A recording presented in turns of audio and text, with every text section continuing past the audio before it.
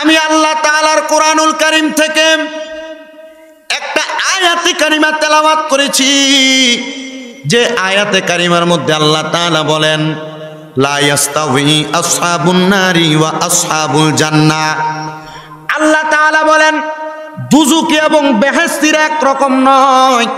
আল্লাহ বলতেছেন আসহাবুল জান্নাতি হুমুল ফাইজুন, যারা জান্নাতি তারা হইল সফল কাম। মাহফিল কমিটির ভাইয়েরা, আমারে যখন পোস্টার হাতে দিলেন আমি পোস্টার দেখলাম, আমার সাবজেক্ট হইল আখেরাত। কি? আখেরাত। ওই সাবজেক্টের উপরে আমি কথা বলার চেষ্টা করব। ডাইনে বামে যদিও যাই, আমি চেষ্টা করব আলোচনার ধারাবাহিকতা রক্ষার্থে আমি আবার আমার আলোচনার মূল প্রেক্ষাপটের মধ্যে ফিরে আসার জন্য। বন্ধুরা আমার, এই আজমিরিগঞ্জ এলাকার মধ্যে আমি প্রথম আসি নাই, কাকাইলচেও বাজারের মধ্যে আমি 2 বার আগমন করেছি, আবার আপনাদের পাশের একটা এলাকার মধ্যে আমি আসছি। এখানে এসেছি এই জান্নাতের বাগানগুলোর মধ্যে আমি মানুষের লোকের সমাগম দেখে একটা জিনিস অন্তরে ধারণ করেছি, যে মানুষগুলা আল্লাহ এবং রসুলকে বড় ভালোবাসে, মোহাব্বত করে, এবং আল্লাহ তাআলার কোরআনকে বড় মোহাব্বত করে। আর এই কোরআনকে মোহাব্বত করে বিদায়, আল্লাহ রসুলকে ভালোবাসে বিদায়, কোরআনের আকর্ষণে তারা জান্নাতের মাহফিলের মধ্যে ভিড় জমায়। কথা বলেন না ঠিক কিনা? যতগুলা মাহফিল এসেছি প্রত্যেকটা মাহফিলের মধ্যে আমি দেখেছি হাজার হাজার মানুষ।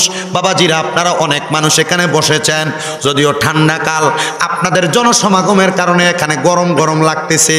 আমার কাছে ঠান্ডা লাগে না, দেখেন ব্লেজার খুলছি, তারপরে গায়ের মধ্যে থেকে চাদর খুলছি।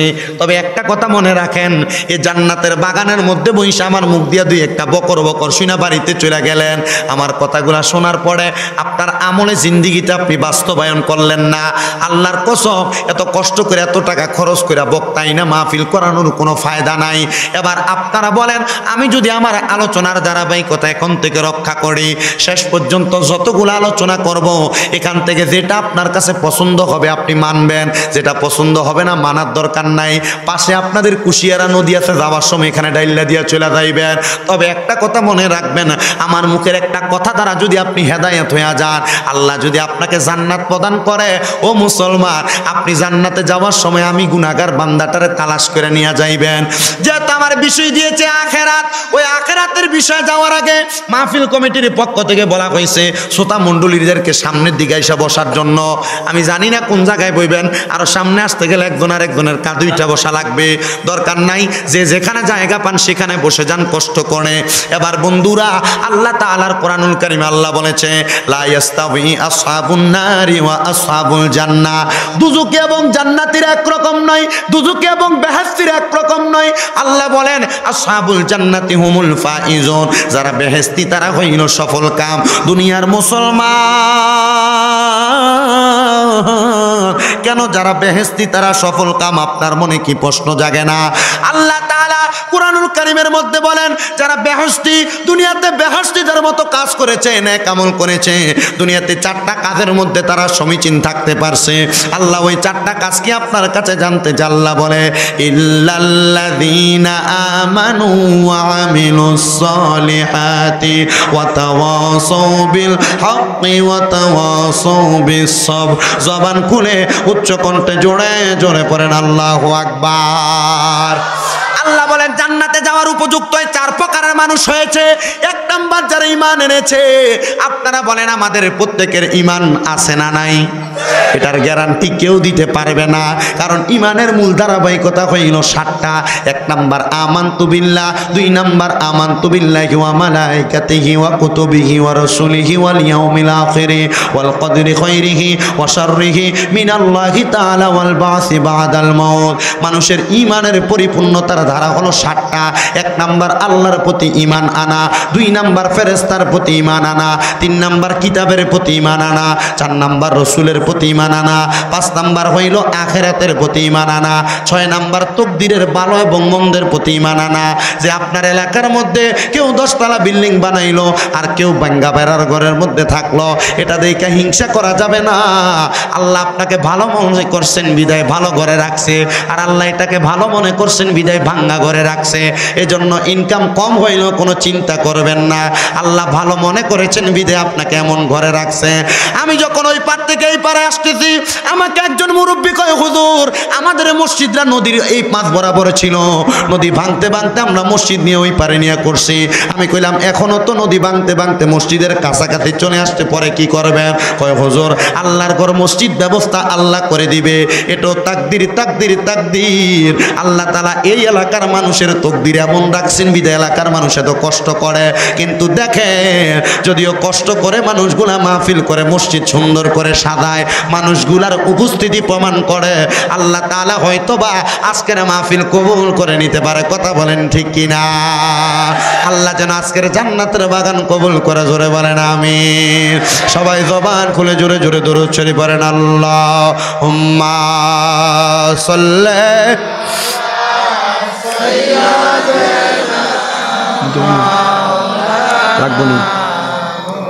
ওয়া আলা আলি সাইয়্যিদ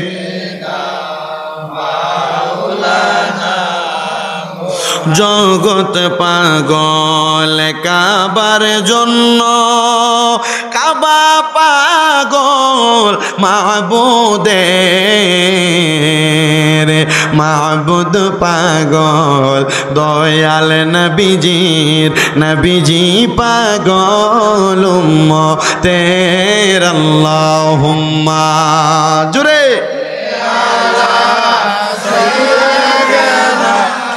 মাওলানা মুহাম্মদ ওয়া আলা আলি সাইয়্যিদ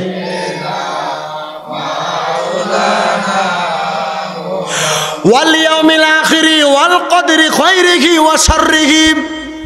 তাকদীরের ভালো এবং মন্দের প্রতি বিশ্বাস করা। আপনি লাখ টাকার মালিক, আপনি মনে করবেন না আপনাকে আল্লাহ তাআলাই কিন্তু ভালো রাখছেন, আপনি নিজে হন নাই। আবার কে গরিব মানুষ নৌকা চালায়া ভাত খায়, আপনি মনে করবেন না আপনি গরিব মানুষ, আল্লাহ আপনাকে গরিব করে রাখছেন বিধায় আপনি এমন। এই জন্য শুধু তাই নয়, আল্লাহ তাআলা আমার নবীর মাধ্যমে জানায়া দেয় মিনাল্লাহি তাআলা ওয়াল বাসি বাদাল মাউত, এবং তাকদীরের ভালো মন্দের প্রতি বিশ্বাসের পরে আপনি যখন ইন্তেকাল করবেন, ইন্তেকাল করার পরে আপনাকে আবার আল্লাহ তাআলা কবর থেকে উত্তোলন করবে, সেটাকে বিশ্বাস করা লাগবে। যেহেতু আখিরাতের আলোচনা, মুসলমান ইমানদারের দল, ওই আখিরাতকে পরিপূর্ণ করার জন্য, আখিরাতকে সুন্দর করার জন্য আমি বলছি চারটা ধারাবাহিকতা। এক নাম্বার হলো ঈমান, ঈমান বিষয়টা আমি আপনাদের কাছে বলার চেষ্টা করেছি। আর দুই নাম্বার হইল ওয়া আমিনুস সলিহাত, দুই নাম্বার হইল নেক কাজ করা। মুসলমান আখিরাতকে সুন্দর করতে চান, নামাজ পড়েন না। আখিরাতকে সুন্দর করতে চান, রোজা রাখেন না। আখিরাতকে সুন্দর করতে চান, হারাম খাওয়া ছাড়েন না। আখিরাতকে সুন্দর করতে চান, সুদ খাওয়া ছাড়েন না। আখিরাতকে সুন্দর করতে চান, পরের শখ মাইরা মাইরা খাওয়া বন্ধ করেন না। আখিরাতকে সুন্দর করতে চান, আপনি মানুষকে ওজনে কম দেওয়া বন্ধ করেন না। আখিরাতে সুন্দর করতে চান, আপনি মানুষের কাছ থেকে হারাম টাকা খাওয়া বন্ধ করেন না। আপনারা বলেন যারা হারাম খায়, যারা সুদ খায়, ঘুষ খায়, পরের হক মাইরা মাইরা খায়, এরা কি আখিরাতের জগতে কোনোদিন ভালো থাকতে পারে? না, তারা ভালো থাকতে পারে না। এই জন্য আখিরাতকে পরিপূর্ণ আর সুন্দর করার জন্য দুই নাম্বার কাজটা হইল ওয়া আমিলুস সলিহাত, নেক আমল করা, ভালো কাজ করা। ভালো ভালো যত কাজ আছে সকল কাজগুলো আপনাকে করা লাগবে। আর দুই নাম্বারের পরে তিন নাম্বার হইল ওয়াতাওয়াসাউ বিল হক, সত্যের পথে থাকা, হকের পথে থাকা। এবার যত বাধা বিপত্তি আসুক না কেন আপনি হকের পথে থাকবেন। আল্লাহর নবী বলে শুধু তাই নয়, ওয়াতাওয়াসাউ বিল হক ওয়াতাওয়াসাউ বিস সাবর। দুনিয়ার জমিনের মধ্যে আল্লাহর বান্দাদেরকে আল্লাহ আদেশ করে ধৈর্য ধারণ করার জন্য। বলে হুজুর কোন জায়গার মধ্যে ধৈর্য ধারণ করব? বিপদে ধৈর্য ধারণ করবেন, ইবাদতের মধ্যে ধৈর্য ধারণ করবেন, দুনিয়ার যে কোনো টেনশনের সময় ধৈর্য ধারণ করবেন।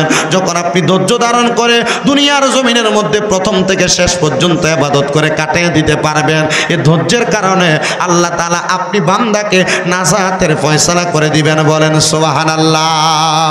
দুনিয়ার মুসলমান ইমানদার নবীর উম্মতের দল গভীর মনোযোগ দিয়া শুনে,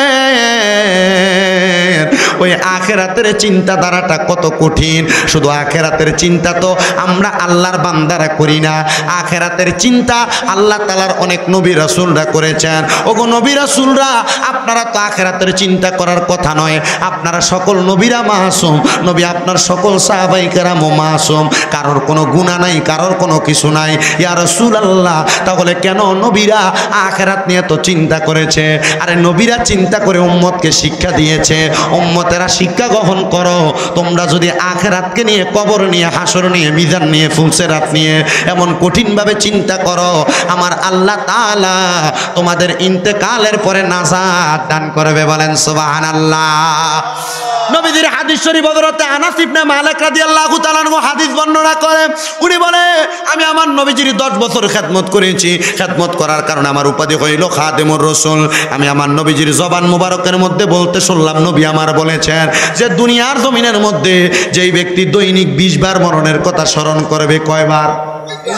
কন্যা কথা কয়বার? 20 বার মরণের কথা স্মরণ করবে। আমার আল্লাহ তাআলার ওই বান্দা যদি ওই দিন মারা যায়, আল্লাহ তাআলা ওই বান্দাটাকে শহীদের মর্তবা দান করবে। আর আল্লাহ নবীর হাদিস প্রমাণ করে, যারা শহীদ হয়ে মারা যায় এরা জান্নাতি, জান্নাতি, জান্নাতি। এবার আপনারা বলেন, আমরা সবাই শহীদের মর্তবা নিয়ে মরতে চাই কি চাই না? শহীদের মর্তবা নিয়ে মরতে চান, কিন্তু শহীদের মর্তবার কথা অন্তরের ভিতরে আসলে, মুসলমান আপনাকে যদি বলা হয় চলো না ফিলিস্তিনের মানুষটারে মাইরা হমান করে লাইতেছে, ফিলিস্তিনের মানুষগুলোর উপরে এত আঘাত করা হইতেছে, আসো না মুজাহিদ হইয়া ফিলিস্তিন যাইবানি যুদ্ধ করার জন্য। কব না, আমার ঘরে বউ আছে, বাচ্চা আছে, আমার ফুরুত্তেনের খানার ব্যবস্থা করা লাগবো, আমি যাইতাম না, আমি আগামী বছর যাই মনে, এমন যদি কোনো সমস্যা হয়। এটা জেহাদ না, এটা জেহাদ না, এটা জেহাদ না। তবে আমি আমার আল্লাহর কাছে ফরিয়াদ জানাই, আল্লাহ বাংলাদেশের জমিন থেকে যদি ফিলিস্তিন গাজার মুসলমানদেরকে হেফাজত করার জন্য কোনোদিন মুজাহিদ বাহিনী পাঠানো হয়, আমার নামটা আমি প্রথম তাদের কাতারের মধ্যে লেখায় দিব। এবার আপনারা বলেন যুবকেরা, ফিলিস্তিনের মুসলমান নয় শুধু, সারা বাংলাদেশের জমিনে ইসলামকে আর কোরআনকে রক্ষা করার জন্য যদি ডাক আসে, কারা কারা ওই ডাকে সাড়া দেওয়ার জন্য প্রস্তুত? হাত তুলে দেখাও। আল্লাহ যেন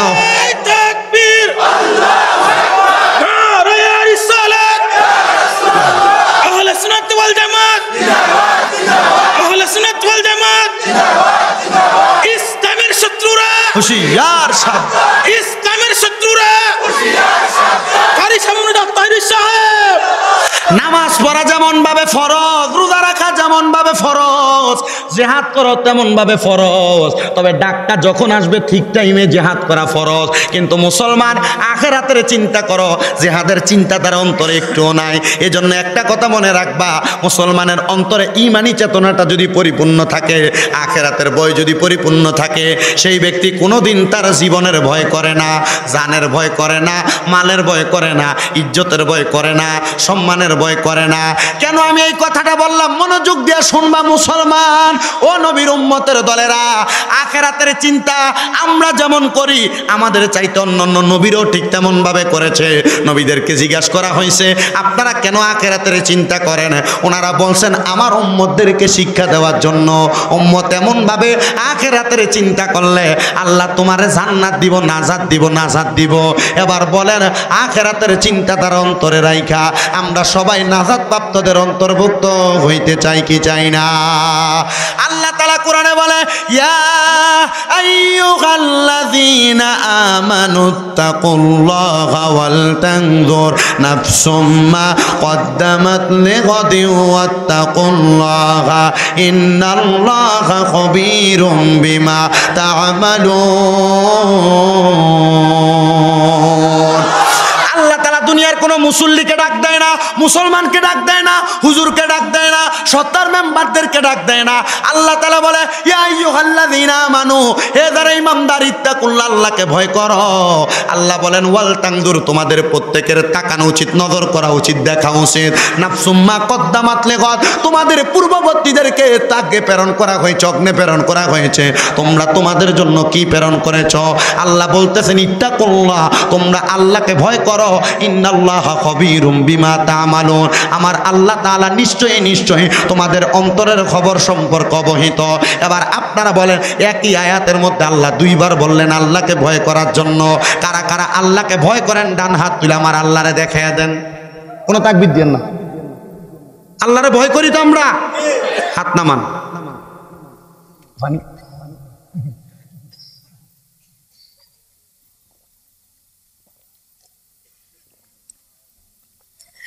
এখন যদি বললাম আমি আল্লাহকে, আপনারা ভয় করেন কিনা? আপনারা বলছেন করেন। এবার আমি জানতে চাই, আল্লাহকে যারা ভয় করে তারা কোনোদিন নামাজ ছাড়েনি? ছাড়ে? ধরা খাইবেন একটু পরে। দেখেন এখানে যারা আছেন মনে করেন না যে ওয়াজের ধারাবাহিকতা এনে আজকে এলেছে আখেরাত আলোচনা। এটা কঠিন বিষয়, বড় কঠিন বিষয়। এ ওয়াজে আমি নিজে ধরা খাই মাঝে মাঝে, এ ওয়াজে আমি হুজুরে নিজে ধরা খাই মাঝে মাঝে। চিন্তা করি আল্লাহ যে জায়গায় এই কথা কইলো, আমার তো মাঝে মাঝে এই সমস্যাটা হয়। হয়তো মাঝে মাঝে গাড়িতে থাকলে আমাদের ওয়াক্ত চলে যায়, টেরো পাই না, তারা হুড়ের কারণে দৌড়ে চলে যাওয়ার লাগে। কথা বুঝতে পারছেন? তা আমরা হুজুররা যে এত বালাইরা মনে করেন না। আল্লাহর নবী কইছে উলামাহুম শাররুম মান তাহতা আদামিস সামাই মিন ইনদিহিম তাখরুজুল ফিতনাতি। কিয়ামতের আগে দুনিয়াতে সবচেয়ে নিকৃষ্ট বা আলেমরা। কেন? যে এদের মধ্য থেকে ফিতনা তৈরি হইব। কারণ কি? ফিতনাটা আমার থেকে তৈরি হইতেছে। আল্লাহ যেন আমাদেরকে সহজ সরল পথ দান করে, জোরে পড়ে না আমিন। তাহলে বলেন আপনারা সবাই আল্লাহকে ভয় করেন কি করেন না? কারা কারা করেন? সোজা করে আল্লাহরে দুইটা হাত তুলে দেখায় দেন, আল্লাহ কবুল করো, কোন আমিন। হাত নামান। তাহলে যারা আল্লাহরে ভয় করে তারা কোনোদিন নামাজ ছাড়েনি? যারা আল্লাহরে ভয় করে তারা কোনোদিন রোজা ভাঙেনি? যারা আল্লাহরে ভয় করে তারা কোনোদিন সুদ খায়নি? যারা কোনোদিন আল্লাহরে ভয় করে তারা কোনোদিন পরের হক মেরে খায়নি? যারা কোনোদিন আল্লাহরে ভয় করে তারা কোনোদিন তাদের বউরে, মাইয়ারে, জিরে, ফুতের বউরে ফেফদ্দা ছাড়েনি?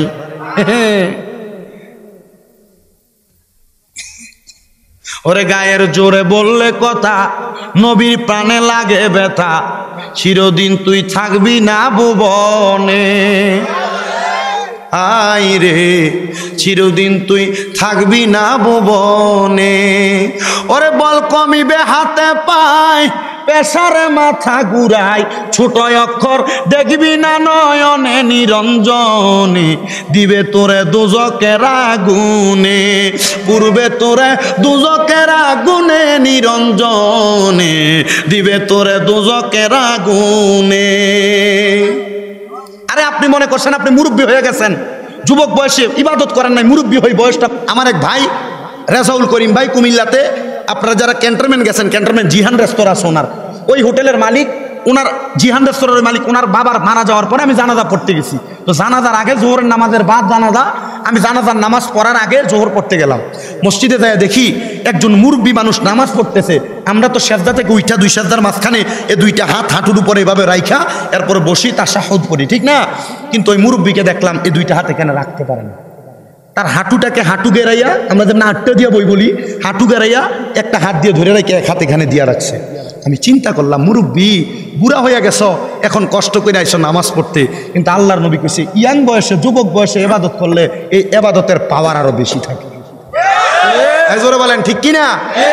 আপনি এবাদতটা কি করতেছেন?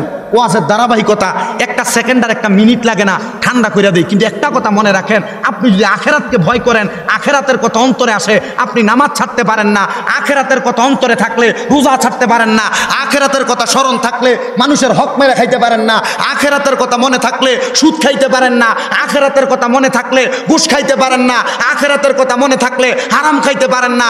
আখেরাতের কথা অন্তরে থাকলে আপনার বউ, আপনার মাইয়া, আপনার কন্যা, আপনার স্ত্রী, আপনার মা, আপনার বোনকে আপনি বেপরদা বের হতে দিতে পারেন না। তার মানে বোঝা যায় আপনি আখিরাতকে ভয় করেন।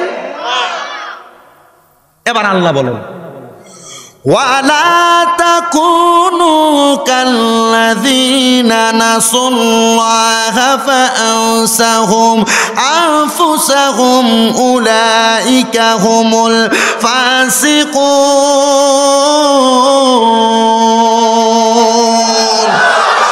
তোমরা আল্লাহু আকবার কইতে ডরাও না? আল্লাহ কি বলছে মনোযোগ দিয়ে শুনেন। ও আস্ত জিকির আজকার করে অনেক সময় ব্যয় করছি না? একটু মনোযোগ দিয়ে একটু এই সময়টা একটু শুনা যান যে আল্লাহ তাআলা কি বলেন। আল্লাহ তাআলা বলেন, আপনার কষ্ট হইতো না তো? যারা দাঁড়ায় আছেন মনে কষ্ট নেই? কোনো ব্যাপার নাই, কারণ মাহফিল কমিটি কয়ে দিচ্ছে যে তাবারুকের ব্যবস্থা আছে। সুন্দর মতো বসবেন মাহফিলের পরে। এরপরে আর জগৎপুরি হুজুর এবেটা দেখতে আমি মনে করছি হুজুর বুড়ো হয়ে গেছে গা। আমি যখন ওনারা প্রথম দেখছি আমি মনে করতাম জগৎপুরি মানে মাহবুবুর রহমান জগৎপুরি সাহেব, উনি মনে হয় ফিরসাব মানুষ তো বুড়া টুড়ে হয়ে গেছে গা। যেদিন সরাসরি দেখছি দেখি আমার বাপের থেকে বয়স বেশি, কিন্তু দেখতে কি সুন্দর দেখা যায়, কি সুন্দর নুরানি চেহারা, গাড়ি এটা মোটামুটি তাহলে পরে মনে করছি কণ্ঠ বুড়া মানুষ যেহেতু কণ্ঠ হয়তো ভাঙ্গে গেছে গা, কিন্তু এই কণ্ঠ এটা টনটনে বাজে। মারহাবা কোন আমার পরে যেটা এটার কথা কইতেছি, বারুত আলোচনা করে, সুন্দর আলোচনা শুইনা যাবেন ইনশাল্লাহ। আল্লাহ কবুল করুক, জোরে কোন আমিন। সবাই একটু দরুদ শরীফ পড়েন, আল্লাহুম্মা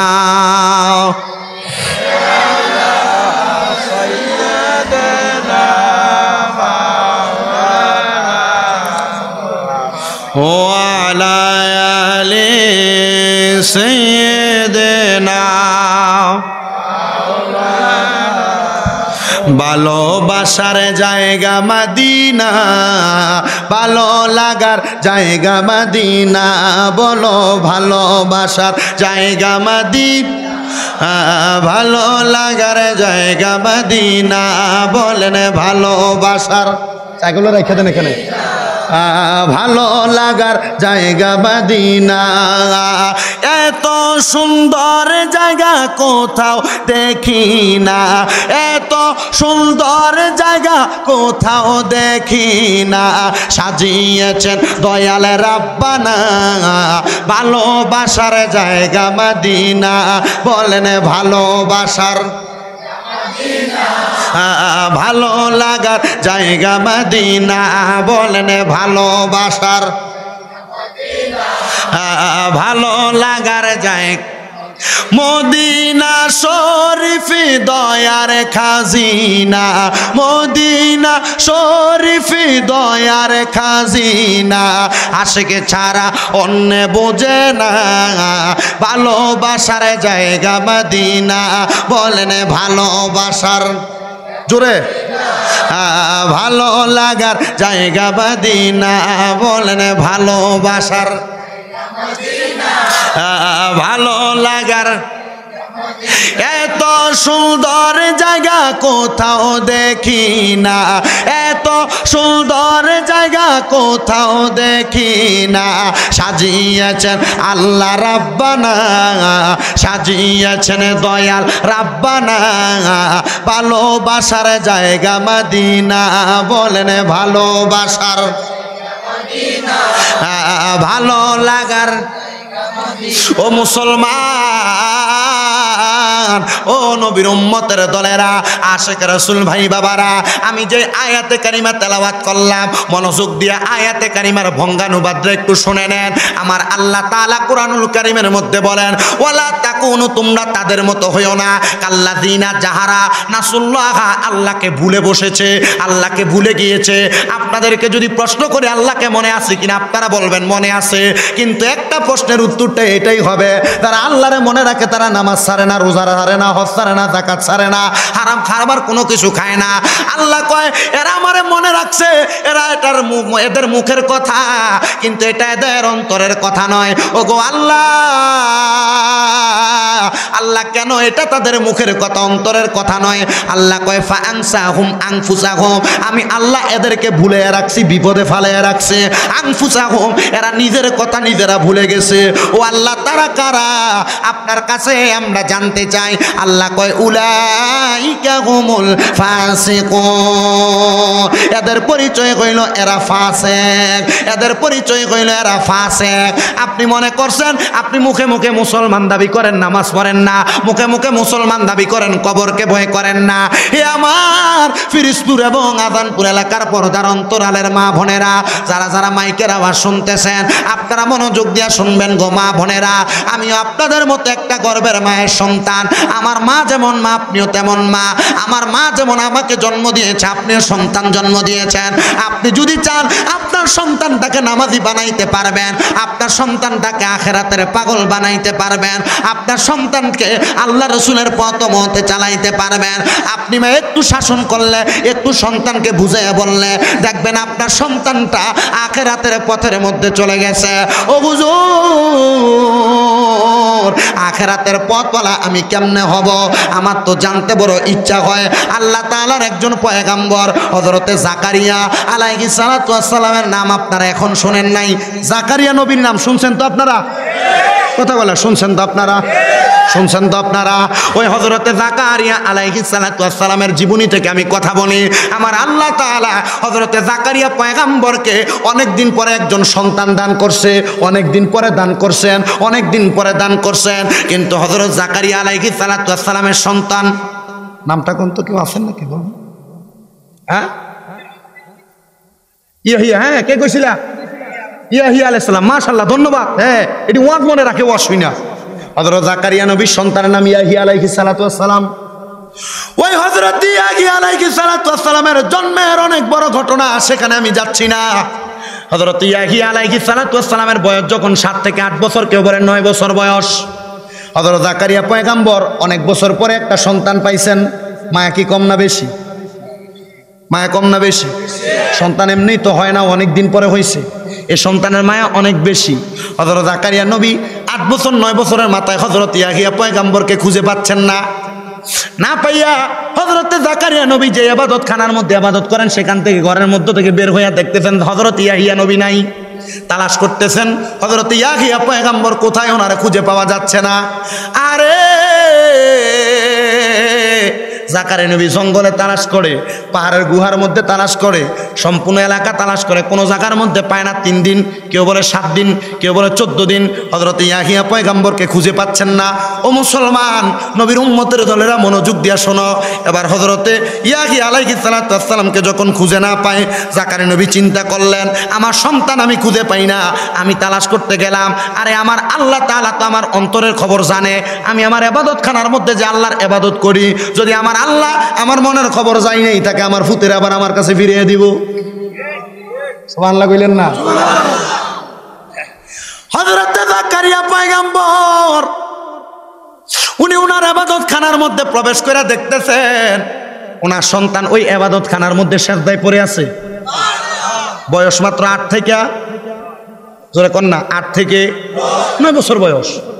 জাকারিয়া নবী কি রে, আমার ছেলেটি মসজিদের ভিতরে আমার যে ইবাদত খানা, এখানে ইবাদত করতেছে, আর আমি তার পুরো এলাকা তালাশ করে খুঁজে পাই না। হযরত জাকারিয়া পয়গম্বর হযরত ইয়াহিয়া আলাইহিস সালাতু ওয়াস সালামের সামনে যাইয়া মাথার মধ্যে হাতটা বুলাইয়া দিলেন, ও সন্তান, তুমি যেই ইবাদত খানার মধ্যে, আমি আব্বাজান তোমারে অনেক দিন পর্যন্ত তালাশ করতেছি, তোমারে খুঁজে পাচ্ছি না। বাবারে, এই জায়গার মধ্যে তুমি একা একা কি করো? ও আব্বা, আমি কান্না করি, আপনি কি দেখেন না? দেখতেছে ছোট বাচ্চা 8 থেকে 9 বছর, চোখে পানি টপ টপ টপ টপ করে পড়ে। বয়স কত? আর আপনার ফুতের 8 বছর বয়স। এ মোবাইল ছাড়া কিছু বোঝে না, কথা কই না কেন? বাচ্চার 8-9 বছর বয়স, এ মোবাইল ছাড়া কিছু বোঝে না। টিভির রিমোটের এমন ভাবে টিভির দিকে চাইছে মনে যে এটা 18 বছরের পুরে না, একবারে পরিচিত মানুষ, ঠিক না? আর আল্লাহ তাআলার পয়গম্বর হযরতে জাকারিয়া আলাইহিস সালাতু ওয়াস সালাম ইবাদত খানার মধ্যে যাইয়া সন্তানকে পাইয়া ডাক দিয়া বলতেছে, বাবা, এই ইবাদত খানার মধ্যে তুমি ইবাদত করো, আমি তোমারে তালাশ করতেছি, তুমি যে ইবাদত করতেছো বাবা তুমি বলো না, তুমি কেন কান্না করতেছো আল্লাহর কাছে? হযরতে জাকারিয়া আলাইহিস সালাতু ওয়াস সালামের সন্তান 8-9 বছরের বাচ্চা হযরতে ইয়াহিয়া আলাইহিস সালাতু ওয়াস সালাম ডাক দিয়া কয়, বাবা জাকারিয়া নবী গো,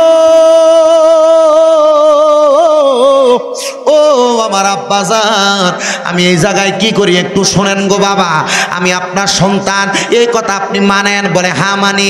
আব্বাজান, আপনি একদিন আসরের নামাজের পরবর্তী সময় একদিন এই ইবাদত খানার মধ্যে ইবাদত করতেছিলেন? বলে হ্যাঁ। ও আব্বাজান,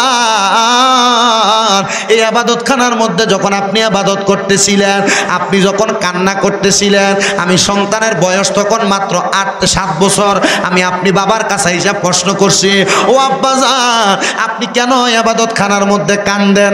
আপনি বাবা আমার একটা উত্তর দিছিলেন। ফুতে 7 বছর বয়সে বাপরে দেখছে ইবাদত খানায় কান্দে। কয় বছর বয়স? আর 9 বছর বয়সে বাপে ফুতে রাইয়া দেখে ইবাদত খানায়। তো চিন্তা করেন, ফুতে ছোটবেলায় বাপের যেটা দেখছে, প্রাপ্তবয়স্ক হওয়ার পর সে এই কাজটাই করছে।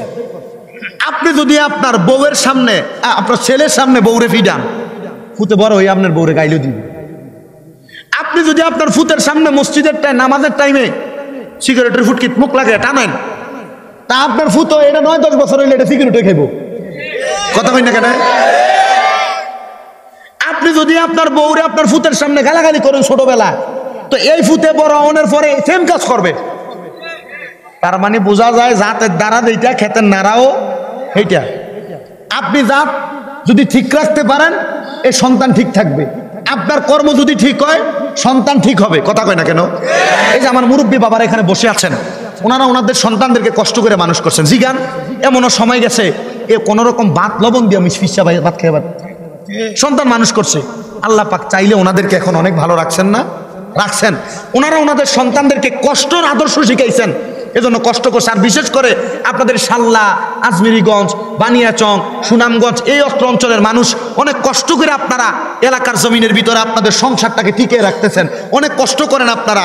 এই কষ্ট সন্তান দেখে, দেখার পরে সন্তান যদি পড়ালেখা নাও করতে পারে, এই সন্তান একটা সময় দিয়ে বাপের হালসুয়ানির লাঙ্গলটা ধরে।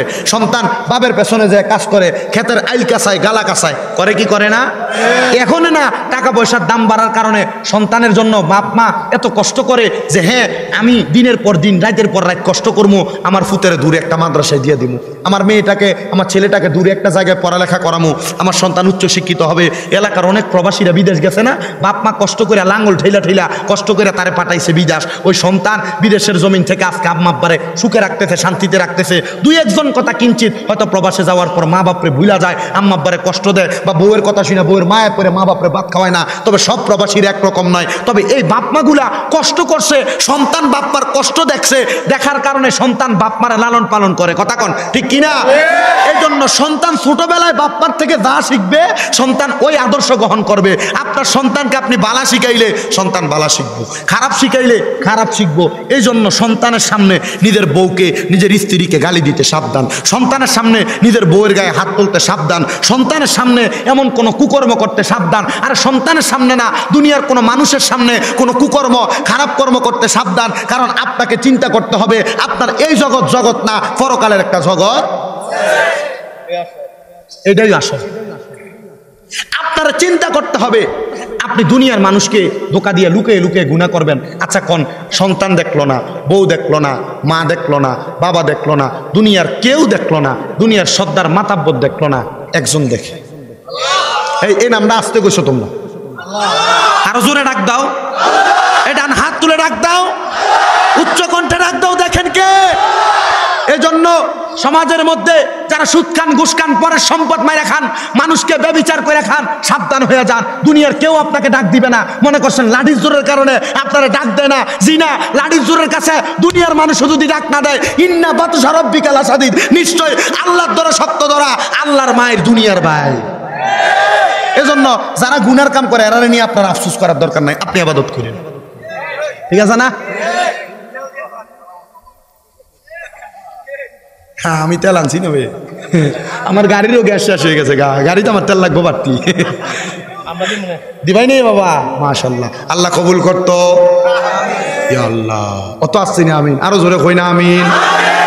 একটু মোহাম্মতের আওয়াজে জোরে জোরে, তোমরা যারা দাঁড়িয়ে রেছো, তোমাদের দোকানটা আমি বুঝতে পারছি, তোমরা যে দুরূদ শরীফ আস্তে আস্তে পড়তা, তো যারা দাঁড়িয়ে রেছো জোরে জোরে দুরূদ শরীফ পড়ো। আল্লাহুম্মা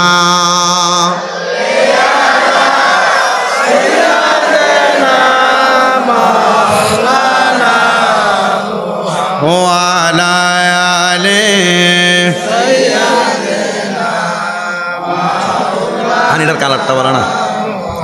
নবীজি আপনার প্রেমে পড়ে দুরূদ পড়ি সর্বদা, দেখা দেন গো দয়াল নবীজি, দেখতে আপনায় মনে চায়। আল্লাহুম্মা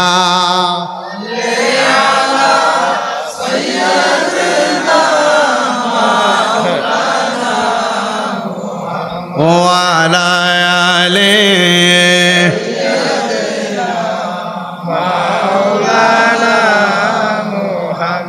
ইয়াহিয়া পয়গম্বর কয়, আব্বা আমার বয়স যখন 60 বছর ছিল, একই ইবাদত খানায় আমি দেখছি আপনি কান্না করেন আসরের পরবর্তী সময়।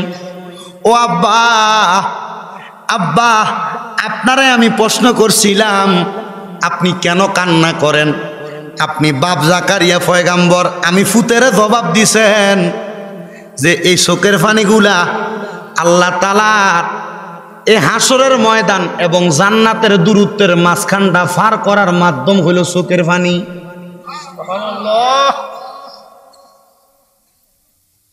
ইয়াহিয়া পয়গাম্বর ডাক দিয়া কয়, আব্বায়ো আমার বয়স যখন 7 বছর আপনি উত্তর দিছেন হাসরের ময়দান এবং জান্নাতের দূরত্বের মাঝখানের যে জায়গাটা, এই জায়গাটা ফাড়ি দেওয়ার মূল মাধ্যম হইল চোখের পানি। আব্বা আমি ওই খবরটা যেদিন থেকে শুনছি আমি খাইতে গেলে শান্তি পাই না, আমি কোনো জায়গার মধ্যে গেলে কোনোভাবে আরাম পাই না। আমি আপনার ইবাদত খানার মধ্যে আইসা গো আমি আল্লাহ তাআলার ইবাদতের মধ্যে মশগুল হইয়া থাকছি। আব্বা জানি এই জন্য আমি কান্দি। কিতাব প্রমাণ করে আত-তাজকিরাতুল আম্বিয়া অথবা কোরআনের শ্রেষ্ঠ শ্রেষ্ঠ কাহিনী ঘটনার যে একটা কি যে মনে মারহাবা নবীর প্রেমে অন্তর আমার কাঁদে সর্বদা, দেখা দেন গো দয়াল নবী দেখতে মনে চাই। মারহাবা দেখব বলে আশায় আছি, দেখা দেন গো বতরে আমার বলি বাগো নবীজি কেমনে। মারহাবা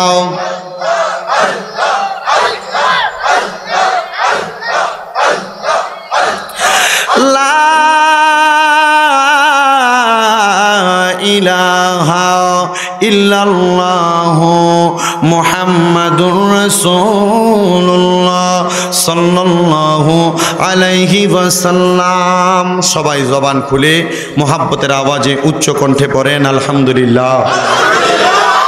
মুআজ্জিজ মুহতারাম, আজকে এই ফিরিজপুর আজানপুর হযরত ওমর রাদিয়াল্লাহু তাআলা আনহু একতা সমাজ কল্যাণ যুব সংগঠনের উদ্যোগে কবরবাসী রুহের মাগফিরাত কামনায় প্রথম সুন্নি মহাসম্মেলন। এই সুন্নি মহাসম্মেলনের যিনি সম্মানিত সভাপতি, আপনাদের আজানপুর জামে মসজিদের যিনি সম্মানিত মোতোয়াল্লি জনাব মোহাম্মদ আব্দুস সামাদ সাহেব, সম্মানিত সভাপতি জনাব মোহাম্মদ ফজলুল হক সাহেব, বিশেষ করে মাহফিলের সহসভাপতি জনাব আব্দুল হাশিম সাহেব আজানপুর, জনাব মোহাম্মদ রিয়াজউদ্দিন মিয়া আজানপুর, জনাব মোহাম্মদ খুরশিদ মিয়া আজানপুর, জনাব মোহাম্মদ ময়না মেম্বার ফিরোজপুর এবং জনাব মোহাম্মদ আরব আলী সাহেব আজানপুর। মাহফিলের সম্মানিত প্রধান অতিথি যিনি সারা বাংলা ভারত আলোড়ন সৃষ্টিকারী আন্তর্জাতিক খ্যাতিসম্পন্ন মুফাসসিরে কোরআন মুফতি ডক্টর খাজা মাহবুবুর রহমান জগৎপুরী পীর সাহেব হুজুর বারাকাল্লাহু ফি হায়াতি, হুজুর আমার পরেই মূল্যবান আলোচনা করবেন। আল্লাহ যেন হুজুরের হায়াতে বরকত দান করে, জোরে পড়েন আল্লাহুম্মা আমিন। মাহফিলে আমার পূর্বে অত্যন্ত মূল্যবান আলোচনা করতেছিলেন শানে বেলায়াতের উপরে হাফেজ কারি জামির হোসেন জালালি সাহেব সিলেট। আলোচনা করেছেন এই এলাকার গণ্যমান্য ওলামায়ে কেরাম, বিশেষ করে মাহফিলের যিনি সম্মানিত পরিচালক ফিরোজপুর সুন্নি ইবতেদায়ী মাদ্রাসার শিক্ষক হযরত মাওলানা তাকবীর আহমেদ সাহেব সহ মাহফিলের সার্বিক যিনারা সহযোগিতা করেছেন। একে একে করে নাম বলতে গেলে অনেক সময়ের প্রয়োজন। আমার ডাইনে বামে সামনে পেছনে মাইকের আওয়াজ যাচ্ছে, সোশ্যাল মিডিয়ার মাধ্যমে দেখছেন। দাড়িপাকা মুরব্বী বাবা, আলেম সমাজ, যুবক ভাইয়েরা, পর্দানশিনী মা বোনেরা, দেশ বিদেশের ভাই বাবারা, মা বোনেরা, সবার প্রতি আমার আন্তরিক সালাম। আসসালামু আলাইকুম ওয়া রাহমাতুল্লাহি ওয়া বারাকাতুহু।